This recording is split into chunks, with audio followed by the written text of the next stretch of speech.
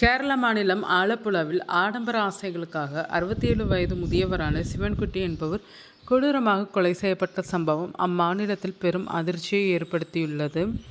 13 வயது பேத்தி தனது 17 வயது காதலனுக்கு புதிய பைக் மற்றும் ஐபோன் வாங்கித்தர ஆசைப்பட்டுள்ளார். இதற்காக வீட்டில் இருந்த தங்க நகைகளை கொள்ளையடிக்க திட்டமிட்டுள்ளார். முதியவர் சிவன்குட்டி வீட்டில் தனியாக இருந்தபோது பேத்தியின் காதலனும் அவளது 2 நண்பர்களும் வீட்டிற்குள் புகுந்து அவரை படுகொலை செய்துள்ளனர். இந்த சம்பவத்தின் போது பேத்தி வீடியோ காலில் இணைப்பில் இருந்து கொலையை வழிநடத்தி ஒருங்கிணைத்துள்ளது போலீஸ் விசாரணையில் தெரிய வந்துள்ளது. கொலையை தொடர்ந்து முதியவரின் வீட்டிலிருந்த பல சவரன் தங்க நகைகளை கொள்ளையடித்து சென்ற சிறுவர்கள் அவற்றை குறைந்த விலைக்கு விற்று ஆடம்பர பொருட்களை வாங்க முயன்றுள்ளனர். இச்சம்பவம் குறித்து வழக்கு பதிவு செய்து தீவிர விசாரணை நடத்திய ஆலப்புழா காவல்துறையினர் கொலைக்கு உடந்தையாக இருந்த 13 வயது பேத்தி, அவளது 17 வயது காதலன் மற்றும் அவரது நண்பர்கள் 2 பேர் உட்பட மொத்தம் 4 சிறார்களை கைது செய்து கூர்நோக்கு இல்லத்தில் அடைத்துள்ளனர்.